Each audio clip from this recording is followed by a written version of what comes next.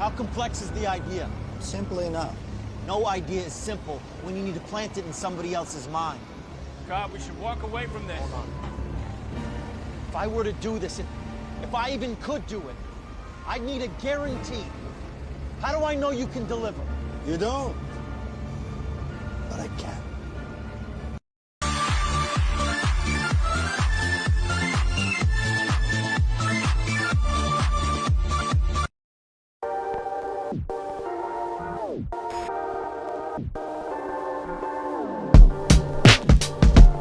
Double Deuces, Bago Boogo. What's going on, buddy? See ya. It's February 7th. Last time we recorded an episode was way back in December 18th. So we're in episode 12, guys. Yeah, we gotta start doing them more. So, what are we gonna talk about today? All right, what's our warm up? On the warm-up today's episode, first Grand Slam of the year is in the books, the Aussie Open. Ayo. We'll talk about some players to look out for. Is the pickleball bubble starting to burst? We'll find out. Davis Cup meets WWE. Elbow drop. Clothesline. Our WTF headlines, court to camera, Average Joe's local tennis segments, and so much more. But before we continue, hit that like button, share with your friends, and subscribe. It really helps out the channel. Support us on Buy Me a Pie. I'll put a QR code somewhere on the screen. And the audio will be available wherever you get your podcasts. Tell your friends. Tell your friends. So, Aussie Open is in the books. First Grand Slam. Before we get to all the players, let's talk about some of the different things they did. So, first off, the Wii Tennis animated videos on YouTube. What do you think about this? I thought it was to try to get little kids to watch, but you're telling me that was like a workaround around like broadcasting, right? Yeah, I'd heard a couple different things, and maybe it was a twofold approach to get, eyes on tennis, and people love watching games. Gamers play games, so maybe it was that angle too. But I'd also heard it was a rights challenge. Like there's TV rights. We have to deal with that here in the States with football, right? So I think it was something similar. So whoever they couldn't stream it maybe outside of the Australia or the certain avenues, like you could get it. I don't know, was it on ESPN or Tennis Channel or whatever? So outside of that, they couldn't do anything else. So they just did this whole Wii tennis thing. It was kind of awesome. They did a great job because it was really realistic where the ball lands and the movement of the players. And they had the beards. It was pretty cool. I'm not gonna watch a full match, but I guess people did though. Really, people sat there and watched that. I remember the first one was that Naomi Osaka match, I think, and I don't know how many views it got, but it's not cheap to watch tennis. I know in Europe they have all these packages. Here you have to have the Tennis Channel, and then ESPN gets Australian Open and Wimbledon and US Open, I think. So that first one with Naomi Osaka and Caroline Garcia got 447,000 views. Wow. On that YouTube channel, animated. So I don't know what all the rest of them did, but I mean, the funny moments were when Medvedev got mad, he smashed his racket at the screen, and you got the animated version doing the same thing. And I don't know who the female player, hitting the net, and that female player doing a backflip because either way, it was fun. Yeah. And I hope every Grand Slam does it. Although I don't know if they will, but it'd be hilarious if they all did.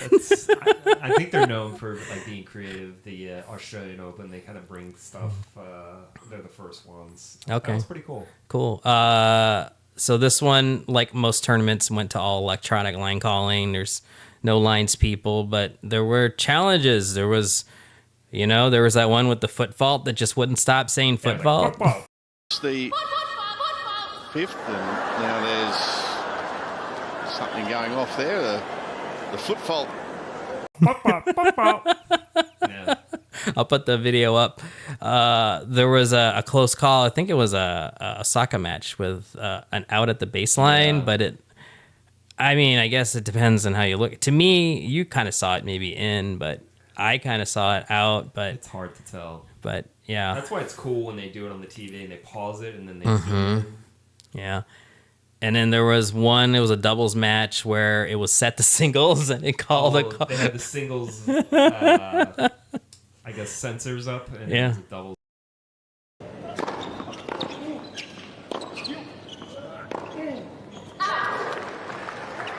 No. This must be a technical error.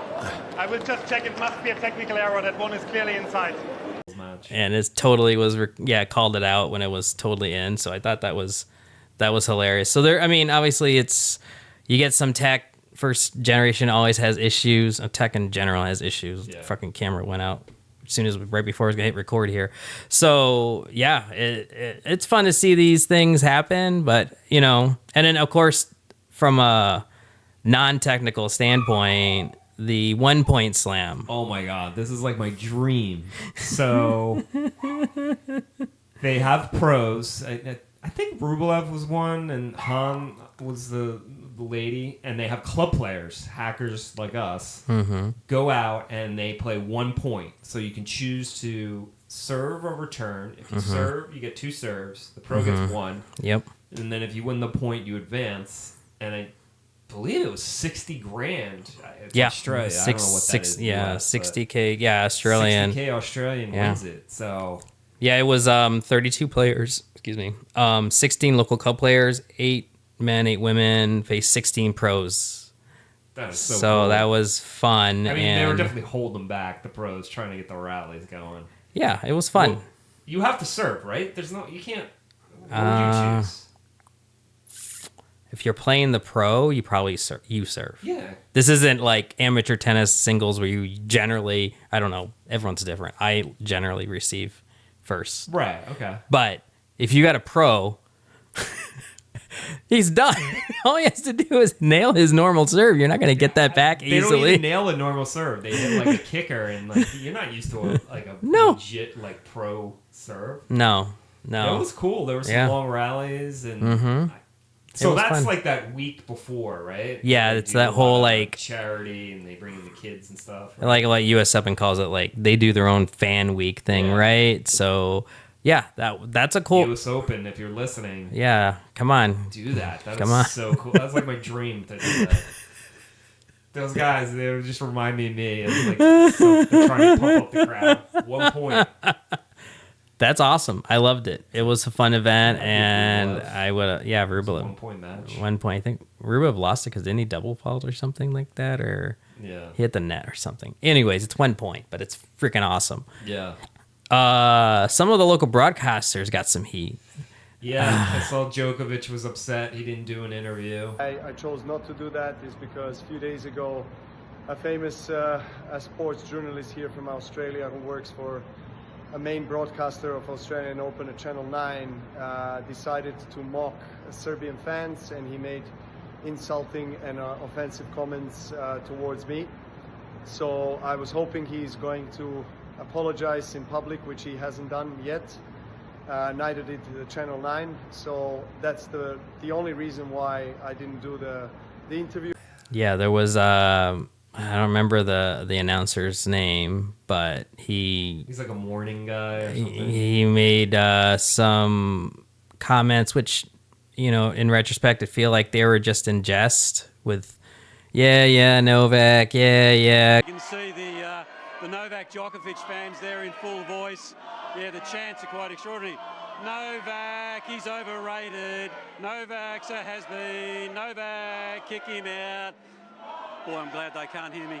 Anyway, let's get on to the tennis. Go home, Right, you're he was overrated. playing with the fans. Right. He said kick him out, though. That's a Yeah, little kick him sensitive out. for the Australian Open. Well, given their history and Yeah. Djokovic, just a few years ago, they did kick him out. Jail. Yeah, but yeah, and then Djokovic wouldn't do a post-match interview until he got an apology, which Yeah. was, and then Got it. he got a half-hearted apology, but he got at it. Yeah, If the one, like, if I offended you in any way, I'm sorry. yeah. Don't public figures know that apology, like, doesn't cut it? That's not an Even if apology. you don't think you're wrong, just be like, hey, I know, I'm sorry. And then the Shelton, I mean, it was a press conference, and then he just said, "I just want to make a comment." Like, Don, I've been a little bit shocked this week with how players have been treated by the broadcasters, and I don't think that the guy who mocked Novak, I don't think that was just a single event. I've noticed it with different people, not just myself. I noticed it with Lerner Tien in one of his matches. I think when he beat Medvedev, his post-match interview, I thought it was kind of embarrassing and disrespectful, that interview. There's some comments that have been made to me in post-match interviews. But the press has been really negative. Like, right. Let these guys just enjoy themselves, the win on the court. And I didn't find the actual incident. Know what? It was Monfils. He was playing, and he's like, he could be your dad. And he's like, is that a race thing? Because that's what it was. By a couple different guys, whether it was, hey, Monfils is old enough to be your dad. Maybe he is your dad. Or today on the court, hey, Ben, how does it feel that no matter who you play in your next match, no one's going to be cheering for you? I mean, maybe true, but I just don't think a comment that's respectful from a guy I've never met before in my life. I thought it was like a age. Oh, yeah. I thought it was like you're not gonna win anymore, right? Are you just savoring this or something? But yeah, okay, wow, that's kind of messed up. up. A couple things with him. One was he was playing Monfils, and he was like, he could be your dad, and I guess he took that the wrong way. Like, is that a race thing? And they're like, no, age. Oh my gosh. And then there was another one. I don't know who he was matched up against, and they're like, it might have been an Australian that he was going to play. And okay. How does it feel that no one's going to be rooting for you? Like, that's what it was. Yeah. That's the one I saw. That hey, no one's going to be rooting for you, and these guys are kind of sensitive. I don't think it's that big a deal, but if that's your world, I mean, a lot of it, I feel like they all have the skills. Tennis is mostly mental, so if they're just, they don't want to get in their heads about anything, so anything critical. Those on-court interviews, there's a skill set to it. I mean, Courier's great. You want to get something from the player, and you want the player to talk about either the match or the upcoming opponent. So I think they were just kind of awkward interviewers that didn't know what to say, or they got bad info from their producers. I think like you said, Courier did the best. He's great at that kind of stuff. Yeah, the rest of them. Kyrgios, they had him doing ESPN. He was pretty good. Kyrgios was good. Yeah. But I mean, I like Kyrgios behind the mic. But you're right. All the other Aussie ones were just all like, just awkward and not weird and yeah, like have you already given up because Sinner's down the line? Something like that. Like no chance in hell. You got no chance in hell. That should be terrible to hear in front of like a crowd after winning a match. I guess it's good. He calls them out. They're not taking BS from the press. The press is supposed to promote the sport and promote the athletes. Yeah, they're not politicians. They're tennis players. Come on, give them some slack. Yeah. All right, so the big news: American Madison Keys. That was holy crap! Such an amazing story. So it's Collins, Rybakina, Svitolina, Iga, and Sabalenka. All 2-1. It's ridiculous. She really brought it. I mean, could you get a tougher road to the final? She was one of the first pro women tennis players that was ever really close to seeing hit a ball, and I couldn't believe how big she was and how hard she was hitting. And I think she's a prodigy, and she was saying since she was 10, people were like, you're going to win a Grand Slam, and she lost the one against her buddy Sloane in the US Open, and hasn't seen the results. And there's so many amazing players, and she's in her 30s, and I just thought it was really cool. It was like a mental aspect of, she said, therapy, and just being like, hey, I'm proud of my career and the person that I am. And well, her husband coach probably helps a lot, right? He's total tennis nerd, and I mean, just small adjustments and I think that was on the Serve podcast. Did you see that when he interviewed both of them separately? Yeah. And what I picked up on is that her husband, brilliant, right? Tennis mind, and to change her outlook from, hey, you don't have to give the same level of play when you're playing Sabalenka and this like 80 in the world. You can bring in the lines. More margin. Yeah, play more margin. They're not gonna. You're blowing out of the court and you're stressing yourself out, right? And you're gonna get to the third round. And then she was just focused on slams because, like you said, you're gonna win a slam, soon. Probably heard that all her life, and so she was focused on slams. And her husband was saying, "Well, why don't we play these like this 500 here? You'll get through 3 rounds at minimum. You'll get reps, and then you'll be ready for a grand slam." And instead, she wasn't doing a lot of that. So that's kind of cool that change your mindset. Open-minded right? to change your racket, and Yeah.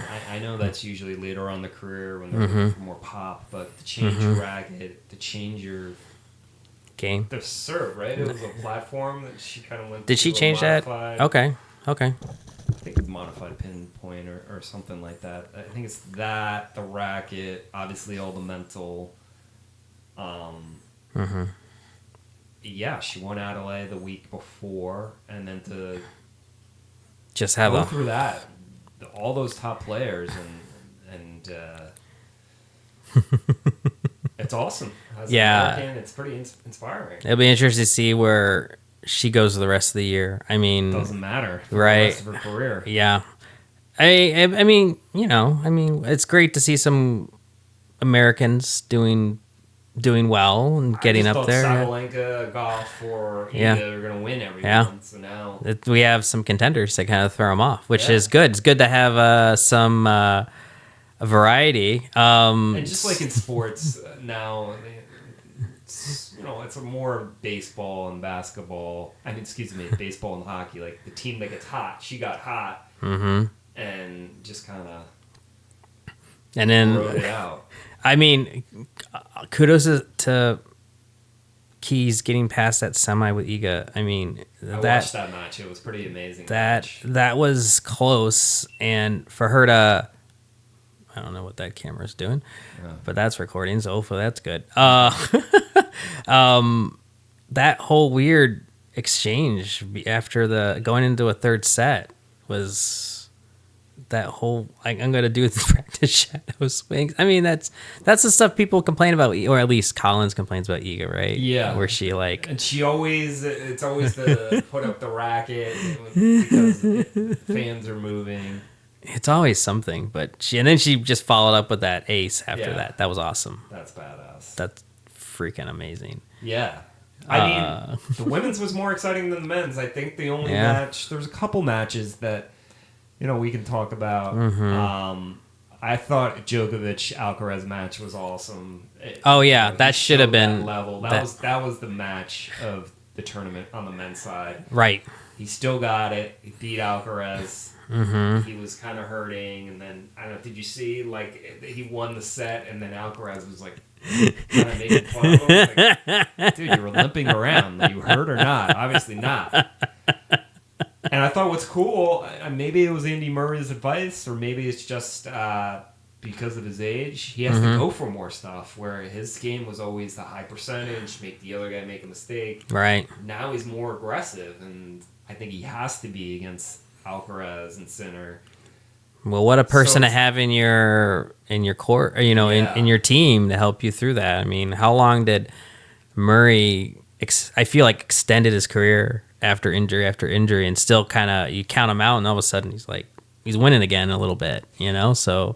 It must be interesting, when they're talking about each other. He's like, yeah, when you did this, I always thought that. He's like, I knew that. I knew he had that secret. You like that Agassi and Becker thing when we were at Agassi talking about Becker would point his tongue where he was going to put the ball on his serve. Crazy. So he would put his tongue in his cheek, and if he did it on one side, he was going. He's going in over the other side. He's going out wide, and he knew it, so he'd miss sometimes on purpose, so he didn't realize. And how Becker would, like, later when he found out, he's like, I used to tell my wife, I think he's in my head. He's psychic. He knows what I'm thinking. How can he know where I'm putting that ball? Yeah. I thought that's fucking hilarious. So, yeah, I mean, I'm sure Andy Murray is part of that strategy. But it's cool to see. So, I don't know. He tore his hamstring, and they booed him. Yeah, he got some crap because, and I think he posted the... it was the tear. Zverev, and it was a set, and it was close, but he lost the set. I think it was 7-5, and then he felt it, and he's like, dude, there's no way I can win 3 sets against this guy. I'm just shutting it down. But I'm always a pro fan because I'm a fan.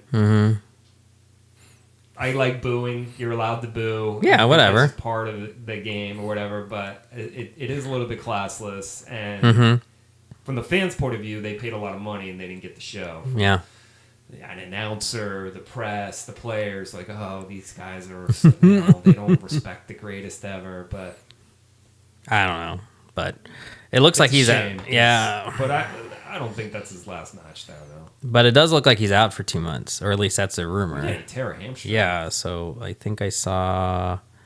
Yeah, he's likely going to be out for 2 months. Going to miss Indian Wells, Miami, and Monte Carlo. No, so that'll suck. So I mean, I don't know if that's... In the clay season. Yeah, I don't think that's definite, but I mean... He comes back from stuff quicker than most teams. You never know. Yeah. So that Djokovic, I mean, what can you say? I think Otherwise, Sinner just rolled through everyone. Yeah, I mean... Wasn't even close. No. He had one match where he wasn't feeling well, and everyone's like, does he have pneumonia? And it's like, no, like, he just didn't feel steamrolled everybody. I mean, I don't know. Can anyone beat him? Other than the maybe... drug testing body? Can anyone beat the Iron Man? I mean... They'll ban him, and then... That's going to stop him if he... That's the only thing that's going to stop him. I mean, if you ban him. I don't know. Alcaraz has a pretty good record against him, right? He's the one that seems to be able to beat him like pretty consistently. But no one else. It's hamstring and it's Alcaraz. I'm talking about Djokovic hamstring and I feel like the only other one is Carlos. That's it. I feel at this point, I don't know. No one else has proved that they can. Has been, I think he's number 2 in the world or 3, and he's been good for a long time. And he doesn't have an answer though. He's not even close. Does not have an answer at all. So, so I thought the men's. The other thing that stood out was the Lerner, the American guy. Set, I just had to pee so bad. Well, that makes 2 of us, Lerner. So I was just trying to finish it up fairly quick. Oh yeah. He beat Met. I don't know. Med's not good anymore. He beat Medvedev. He's struggling. He's not the same as he was a few years ago. So he lost in back. 5 sets. That was a pretty epic match. I saw that because it was on in the morning when we wake up Eastern time. Yeah, I think Next Gen really showing their stuff here. I think Fonseca took out Rublev. Mensik took out Rude, and we were just saying Lerner, took out Medvedev. So I think all 3 of those guys are kind of slumping a little bit. Yeah, they were at the top a couple of years ago. That just says something that it is. We'll see how the year goes. It's one match. We'll see how the rest of the year goes, but that does say something about the newer guard, the next gen guys starting to come up already. Tricky lefty. Yeah. Lerner, his mom's a teacher, so. He seemed so humble after that win against Med. It was most like, oh my gosh, I'm just happy to be here. And, and just to compare back to the women, the difference between the Danimal. Big Weapon has completed the deal on match point. A hammered backhand. And she's giving it to the crowd too at Key Arena, which won't be taken too well in these parts, but the brave run of Destiny Eva has come to an end at the hands of the 2022 finalist here at Melbourne Park, Danielle Collins. I think that just the frustration of not. That was amazing. So she was playing in Aussie, and they were really booing her and letting her have it. And she just came up with the attitude, like freaking Hollywood Hulk Hogan over here. Wrestling heel. Yeah. I should have just played his entrance music. Dun, dun, dun. Telling people to kiss her ass. Yeah. It was awesome. And then in the post interview, she goes into like how much money she made. And you got to get me that vacation. And did you see she posted a video somewhere in some tropical island? Like, this is what you got me. And she's walking through her little villa and the beach area and the water. And this is my vacation from the Australian Open. I think part of that too is the hotel wants them to post, so they give them like free room. Absolutely. It's absolutely why they do that. That was pretty cool though. And it was fun. I know Djokovic really liked that because he's had that his whole career. Djokovic was totally, I think I saw he loved it. He loved the attitude she was bringing. So that was awesome. Other than next gen, I mean, Americans, they were bringing it. I mean, I think with 1-1. Yeah. So let's see, Madison Keys. Yeah, 1-1. But what is this? Shelton was in the semis. Yeah, first time since 2009. Americans were in the men and women's semis, and it was Roddick and Serena's last time. A man and woman. Yeah, man and woman. Yeah, exactly. That's cool. That's cool stuff. It's cool to see Shelton just kind of always progressing. You know, he was a college freshman. He won the national title, and he went into Challenger. He started winning Challengers, and then he broke into the top 25. I don't think he's top 10, but I think he's close. Are you talking about Shelton? No, Yeah, I don't think. I think he's getting there. And I think he's only 21. He's young, super young, and I don't know what that thing's doing, but yeah, it'll be fun. It'll be fun to see. All right, so Elena Rybakina. This is a weird one. Yeah, I don't. They're saying he's abusive. Like what? Like he just yells at her? I mean, or he's not like hitting her. I don't understand like this whole. It's a weird drama. Or something. Yeah. So for those who don't know, I don't know what prompted this, but she parted with her original coach, Vukov. Yeah. He got provisionally suspended from the WTA, so couldn't even be there for the Aussie Open. Right, meaning he couldn't sit in the coach's box. He couldn't even be there at all, or he could be there as a fan, I guess, but he couldn't be there as a coach, right? Before the Aussie, she was starting this partnership with Goran Ivanisevic which was like, yeah, that's a great move, right? Yeah. He helped. She's got an amazing serve. He had an amazing serve. He helped Novak. And she did well in Perth. She did well in some of the, early tournaments before the Aussie. She looked pretty ripped in that first tournament. And then she brings back Volkov. And at the end of it, I guess Goran's like, yeah, I'm done. He's gone. The Goran Ivanisevic and you can't blame him because I don't blame him at all. Didn't tell him, but I don't understand why the WTA there has to be more of the story that we know. But she's like, no, it's fine. I like him. Like Pam Shriver makes it out like she's like a. I don't know what that term is when you get kidnapped and the something syndrome or whatever. Yeah, Stockholm syndrome. Stockholm syndrome. Yep, you're right. And like she's like, yeah, I mean, Pam Shriver, I know she had problems with her coach or whatever. And the guy cheated on his wife with her, and she was like a teenager and stuff like that. But I don't know. It's weird. It's not like she's like, It's not like.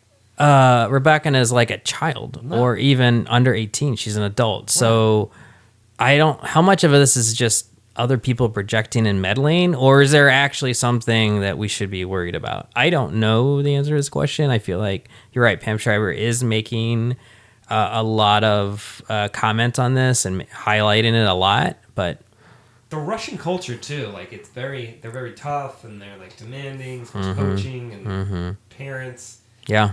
maybe like he just kind of yells a lot and then other coaches don't do that. I think they just don't like that. Other things I've seen, and this is again could be projecting from other people. When WT's kind of had this allowed coaching for a little while now, right? And he's not been supportive or seemingly supportive when he's more like, no, this, like you're saying, kind of stern. And it's a culture thing. I tend to agree, and they're American libs.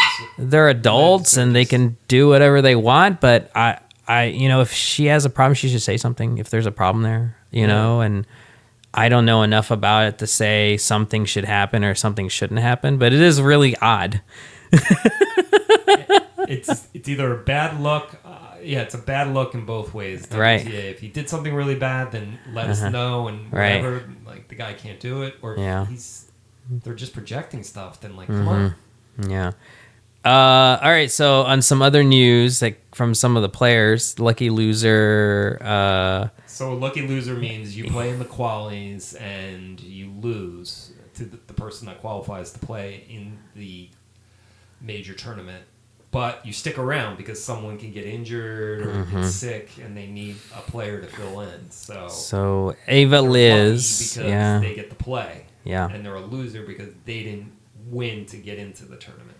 Yeah. So Eva Liz. That's like every tournament has a lucky loser. Like they stick around. Yeah. If you stick around and you get to play, then you're a lucky loser into the main draw. So. This person, I don't know where she's from, Eva Liz, she lost in the qualies, like you said, got into the main draw.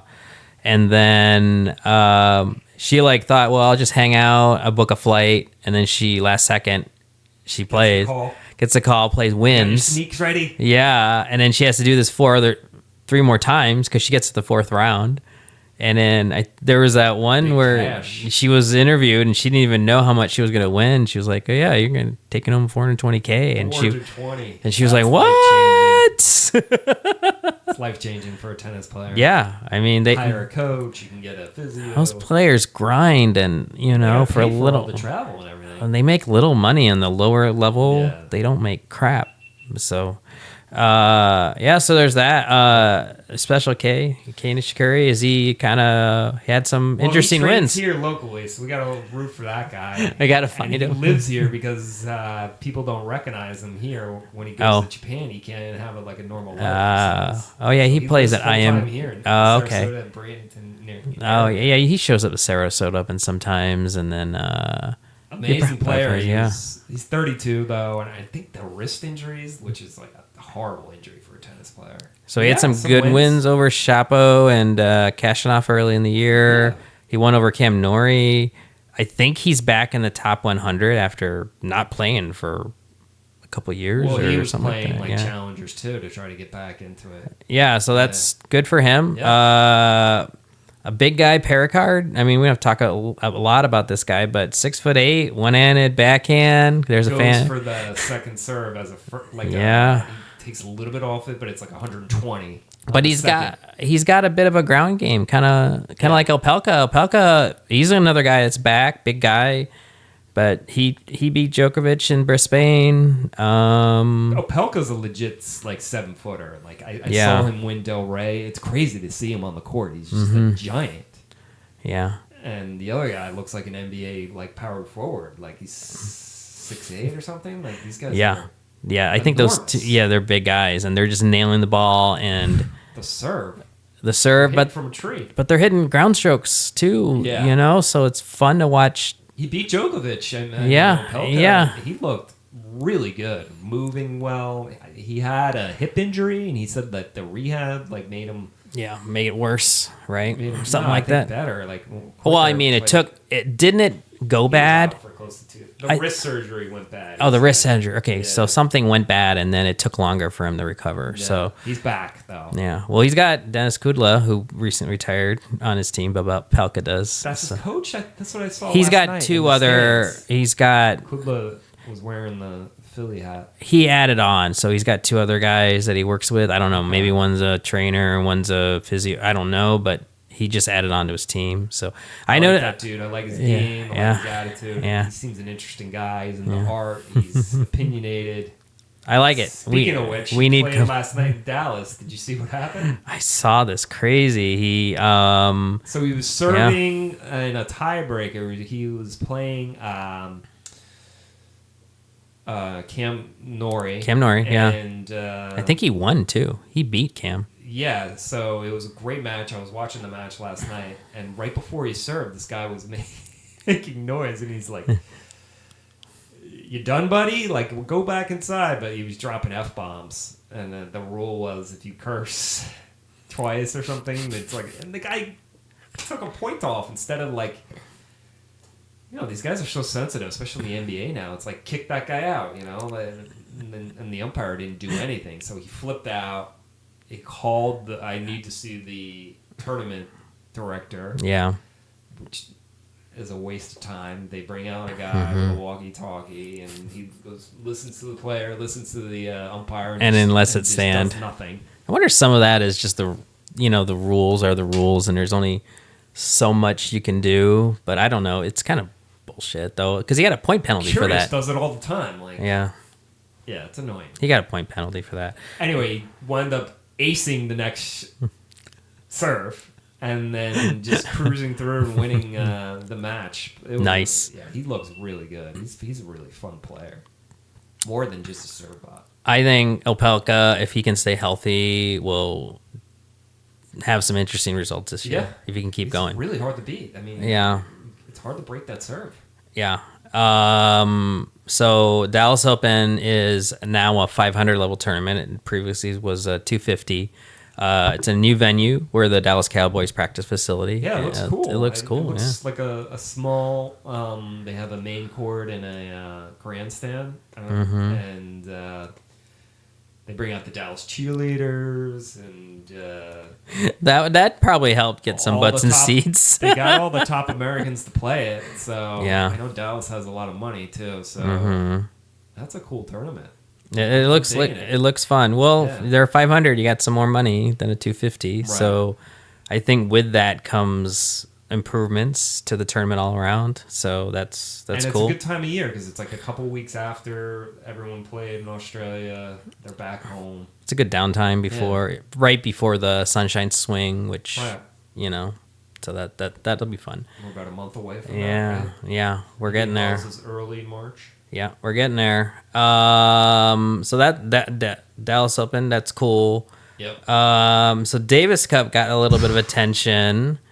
So I guess so WWE meets Davis Cup. So it was Chile versus Brazil, right? And it was Belgium. Was it Belgium? Yeah. Okay, Belgium. Okay. Well, whatever. Zuzu Berg's kind of clothesline. Kristen Karen. Well, he broke serve, and then he would be serving for the match. So he was heading back to his seat. And he was excited. He pumped up, went right towards his box, didn't pay attention to his opponent, was not looking at him, and it didn't seem like a big hit. No. He kind of just hit him in the eye, and sometimes when you're just hit, and especially in the face, and it's a surprise, it like. I don't know. It just seemed like, all right, I'm already down. I just got broken. This guy's be serving for the match. Let me see if I can get him defaulted. Right? Yeah. That's what He just refused to get up, refused to play, and the whole team came over. And you told me that I only saw some of the headlines, but you had said that didn't you tell me the tournament trainer or medical person was like, he's fine, but then the country or team's doctor was like, no, he's not fine. Photos of his eye, like he's a boxer. I'm like, dude, there's nothing there. It's not even a scratch. So, he flopped. Maybe he didn't flop. You think he flopped? Yes. He did a total NBA flop. And then he was already committed to it. And he's like, I'm going to take this as long as I can. But once they start deducting a point, you got to get back out there and at least try. Yeah. There was another. These guys, wasn't there? It's not like it's a contact sport. These guys are just so soft. Wasn't there another Davis Cup thing, or was this the big one? I thought there was something else. They shook hands, and the guy, he always gets heated. And it was Arthur Phil's, right? The other guy. And they almost got in each other's face, yeah.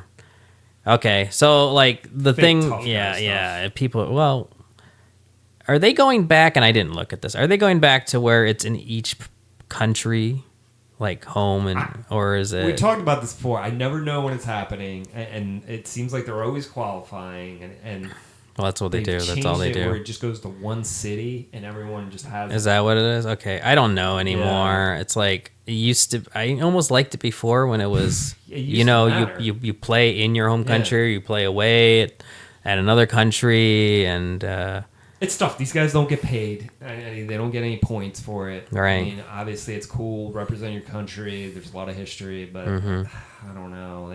It's not really, as a fan, they need to do something to change it up or put I don't know. It's right after the Australian Open. Hey, here's a thought. You get knocked down like that. It's like, okay, here's either sub or all right, we'll double points here if you win this tiebreaker, some bullshit like that. If you get up now and play a tiebreak or some other point, and then it'll decide the rest of the draw or the rest of the tie. It's basketball. If the guy can't shoot the free throws, he has to come out or something like that. That'd be awesome if they could have subbed them in, someone else in. Yeah. Why not? It's a fucking team. Jari is on the team, like Yari or whatever his name is. Yeah. Might as well. Why not? Make it interesting. It just seems so floppy soccer, European soft tennis to me. Sorry to be soccer is totally like that, though, isn't it? Yeah. You get brushed and it's like, oh. All right, so let's move on to some headlines and stuff. So Redfoo, Mr. Stefan Gordy is his real name from LMFAO. Party rock guy. He played his first pro ITF tournament at 49. There's hope for us yet. We're 49. We still got hope. We need a hit song to get in the tournament. Yeah, unfortunately, he lost his first match 0-1, but hey, he made it to a pro tournament, so that's... He won a game. He won a game. That's huge. Court to camera. Only one thing I could see in the horizon. There's a Nadal Netflix documentary coming out. I don't know when this is gonna get released. Last I checked, Netflix, right? Yeah. Oh wait, is it there yet or no? Last I checked, it wasn't there yet, and it doesn't look to be there yet. Okay. So, but soon. That's definitely on my radar. Yeah. So hopefully soon. I kind of thought this was gonna be out by now, but whatever. It isn't. So that looks like fun. All right. So Average Joe stuff. So Average Joe. All right. I don't know. This could be more of a local issue, but pickleball club chain in Florida.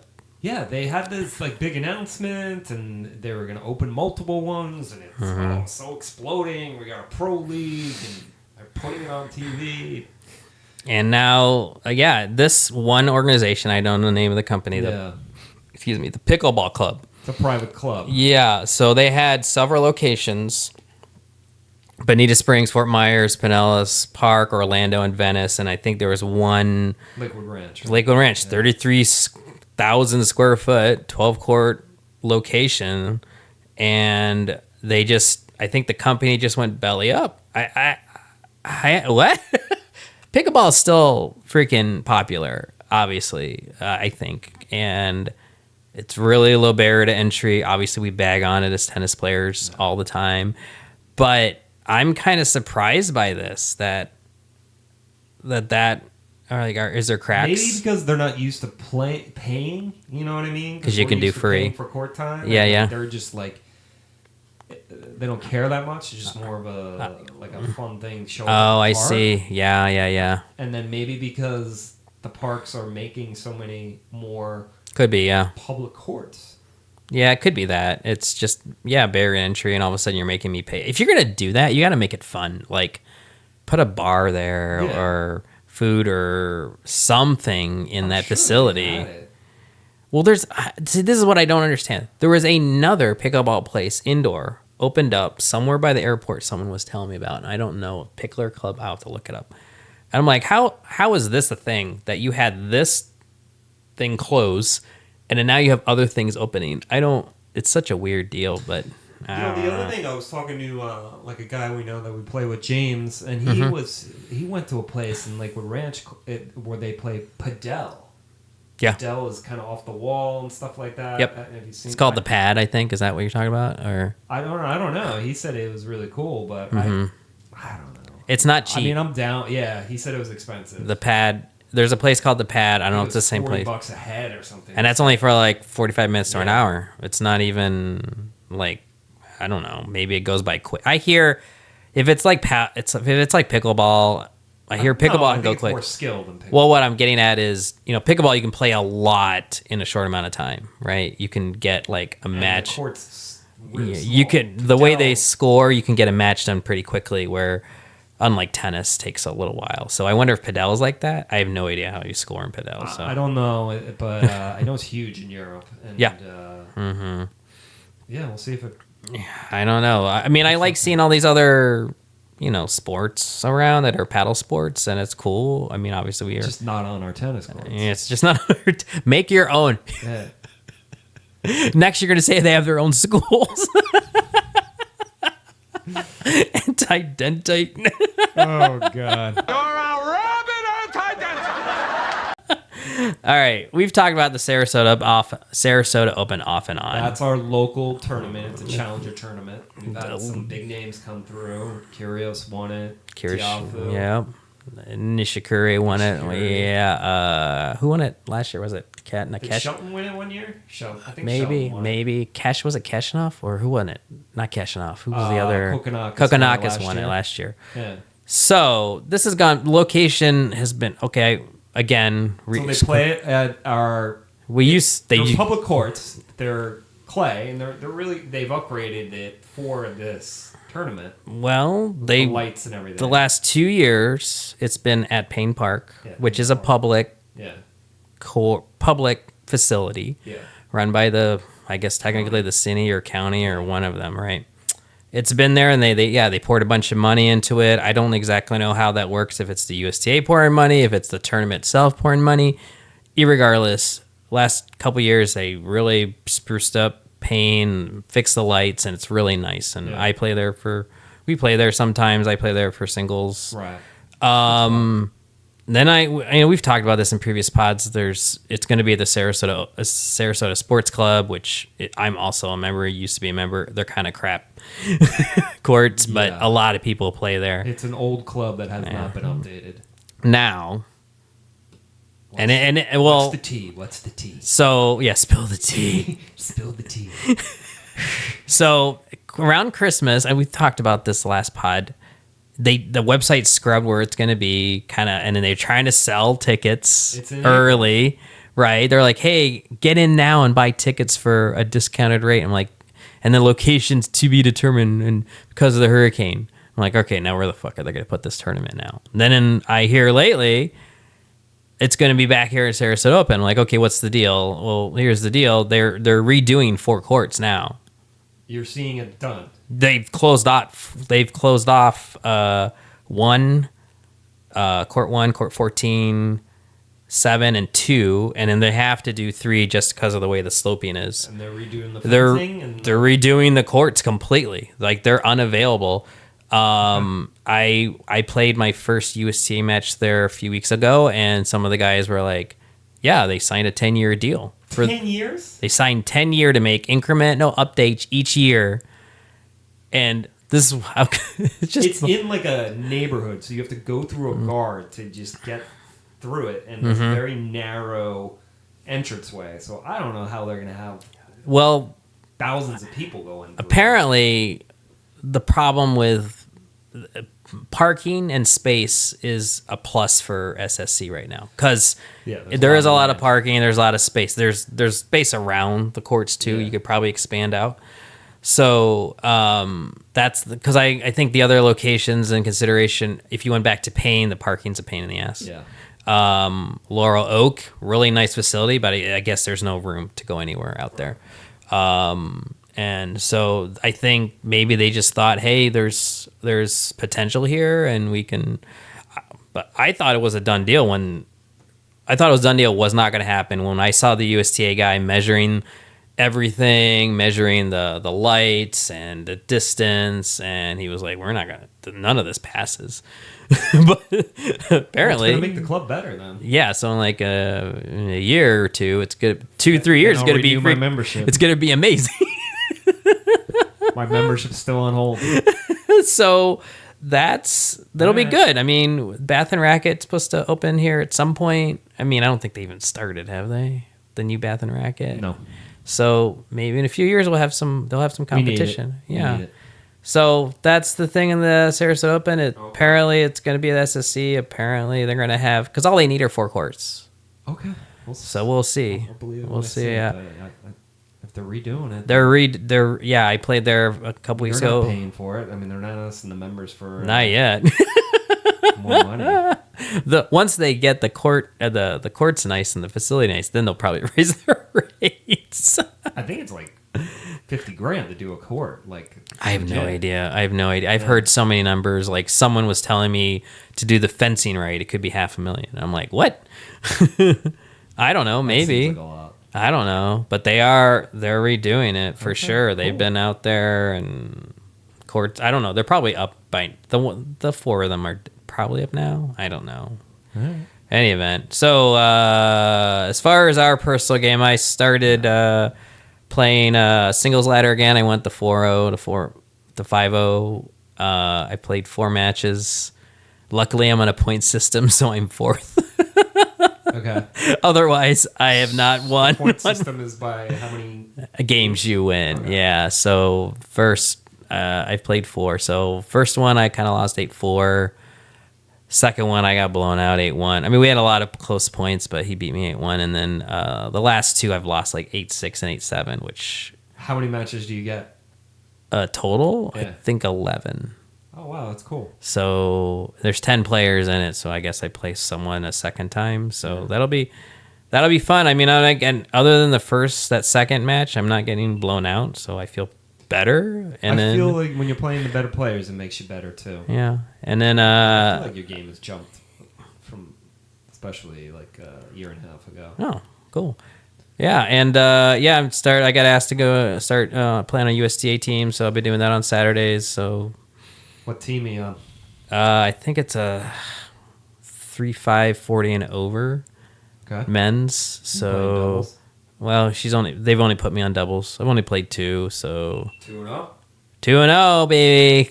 You just win. Well, it helps to play the better players in singles and then go and.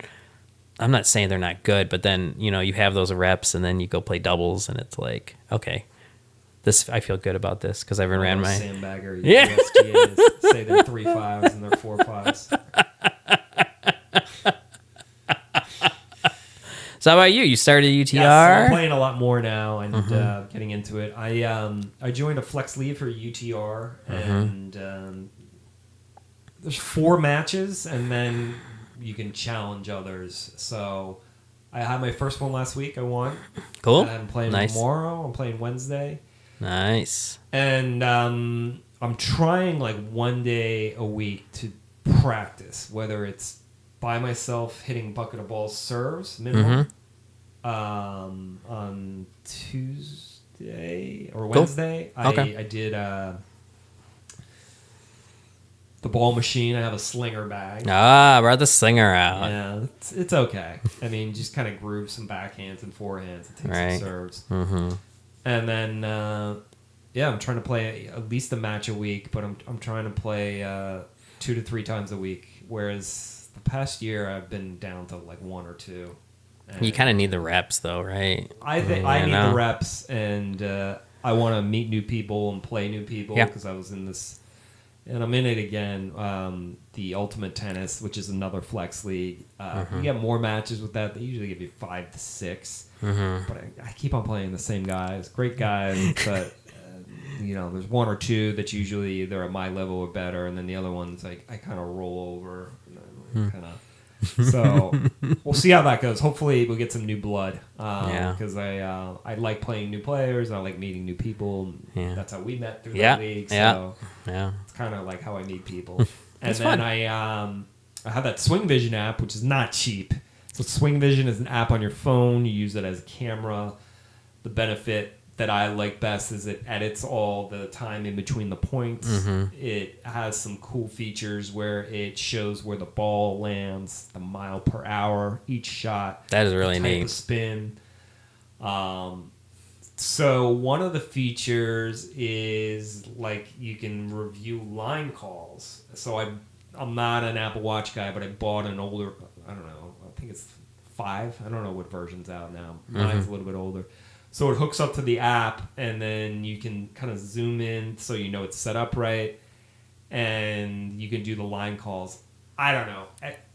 I gotta maybe, sometimes it works, sometimes it doesn't, and then I'm wearing contact lenses, so it's hard for me to read the watch, to read if it's in or not. You know, does it work? Oh, so you got it to work finally. I have got it to work. Oh, nice. Sometimes, like the last match, I couldn't get it to work. I'm fumbling. This guy's like, you know. I get this text from him. He's like, "Thing doesn't work." Yeah. So I think tomorrow I'm gonna go early, settle up all the tech, and like make sure it works. But I don't know if I was in a match and it was a controversial call. I don't really 100% trust it. I mean, it could be something we could look at, but I wouldn't be like, see, look, it's in, unless it was completely obvious. So we'll see. I don't tell people that we can review calls or anything, but I do have it. It's only going to work on that one side. You have your phone, right? I mean, if it happens on the far end, no one's going to go, oh, yeah, well, that AI and you have thing. to go to the shots. You have to remember which shot it was in the sequence. So it's not... You'd have to do it like right away, right? Yeah, I mean, I invested in the watch. I think it was $100. So okay. That's cheap for an iWatch. Yeah, that is cheap for an iWatch. Yeah. It's a used one. And then the app's not cheap. It's like $180 for the year. $180 a year, huh? But it saves a lot of time. Yeah. It should be able to keep score automatically. That doesn't always work. So there's some stuff with the tech. I don't know. It could be me. I think aren't you supposed to... I don't know. This is just what I've seen, and I don't know for sure because I don't have the app or anything. But if you have the watch, I think you can like do the score on your watch, and then it'll as you go along, it'll. Right. I haven't figured that out either. Okay. And it just seemed too. You're playing a match. You want to focus on the match, not your freaking watch and like worrying about all this stuff. But yes, you can keep score on the watch. So here's one question I thought it'd be interesting to pull up. What's one piece of tennis advice you'd give to your younger self? So it's interesting you say younger self because I came to the game late. We're both 49. Earlier, so younger in the game then. So this would be, I've been, I played a little bit as a kid. I never really had lessons. I played in like a camp. It was a tennis camp. Right. We're kids of the 80s. It was huge in the 80s. Tennis was everywhere. So like, from like 9 to 12 I played, but never anything organized. I never played a formal, just kind of with friends. When you were younger, yeah. But I did know how to hit a topspin forehand. Anyway, so I moved to Florida 11 years ago, and I got into tennis, I would say 9 years ago. Okay. So this is just a constant thing with life for me and tennis is chill out. I get all upset at myself and things aren't going my way, or just some days you're just not going to have it. And sometimes it just comes and goes, game per set and stuff like that. And I used to always think that I should be playing at my top level. And I didn't realize hey, we all go through different levels. We're not pros. And then I think maybe just watching the pros, and then you think you should make every shot. So I should be able to hit that line. Right. So it's like Sinner just did on the sideline. Kind of going for less, expecting less, and then having the kind of breath work routine type of stuff. I don't always do it, but when I remember to do it, that always helps. So I guess chill out, dude. You're not that good. Yeah. Don't take it so seriously. It's just and then it makes the other guy uncomfortable. Yeah, I remember that. I think that was the first time we played. I'm like, either this guy's yelling at himself or he's yelling at me. Yeah. I've gotten better, right? Oh, absolutely. Yeah. Way better. I was Like terrible. you used to. Now it'll happen once, maybe twice, Yeah. and then Yeah. I can turn it off. But I used to be really bad. I mean, you can kind of.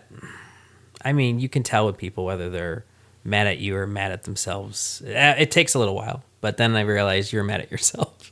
You can't get mad at the other player. I mean, I used to. Well, there's some this guy's people. hitting to my backhand, or this Yeah. guy's moonballing. It's Yeah. annoying. You're frustrated, but Yeah. that's part of the game. Yeah, you're there. It's a. Unless they're cheating. It's a well, yes. If they're cheating, then that's a different thing. But Right.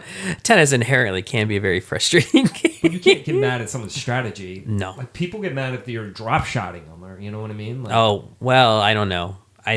You can get. You're right. It's not their fault, but when you get a bunch of freaking lobs, yeah, moonballers. Moonballers, you get a little. I think it's worse than doubles. It's not that fun. It's not fun. You just got to be like, okay, now I got to grind and take it early, and then come to the net. And they're just hitting higher and higher just to, like, for no reason. Like, you could have hit a ground stroke. That's what happened in our match. It was working. I got frustrated. I was yelling a little bit, but yeah. So that would be my advice. What about you? Maybe learn my one-handed backhand a little sooner in life, or maybe I don't know. Yeah, maybe get a little better at my one-handed backhand a little sooner. I never took it seriously. I mean, I had a two-handed backhand most of my life, and then I only played a one-handed backhand because I was playing with a group of people who weren't good, and it's the only way I could slow the ball down enough for them to hit it. So, but then all of a sudden I couldn't go back. So then I had this weak one-handed backhand that was just spinning in to stay in play, or I'd slice it. So I feel better about my backhand now. It's gotten better, yeah. Yeah, I mean, I can hit it. I can hit it pretty flat down the line now, which that was a really one. I try it and I hit the doubles line, but well, if you didn't have proper instruction, you don't know the grips, you don't know the strategy, you don't know. I had some lessons. I was taught this, but I didn't know that. Like, starting play, and then the other thing that I try to really reinforce is kind of loose grip. Oh, loose grip is huge. Yeah, the loose wrist. Yeah, I definitely muscle it, what they say, and yeah, you want to have your legs really doing a lot of the work, and your core and that whole that pat check whoosh. Power comes from. Okay, so don't accelerate with this, don't accelerate with this, just accelerate with. Okay. Just a whoosh. But you want your shoulder and everything and your grip to be light. Yeah, easier power. Yeah, you easier don't. said than done. You don't want to muscle the tennis ball. Right. That's like. And that's what I did. And yeah. Right. Yeah, so I guess that learning my backhand a little better, and then just not trying to force every shot, because, I mean, go cross court. I grew up loving like Agassi and Sampras and Michael Chang and those guys. I mean, they're great to look up to, but those guys rip the ball.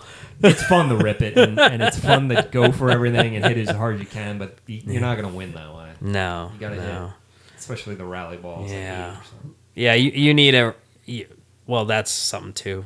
You need a rally ball. Yeah. You can't just have hard shots, and you need to be able to vary, and you need variety. But anyways, so that's it for today. It was fun. It was a long one. All right. Thanks, guys.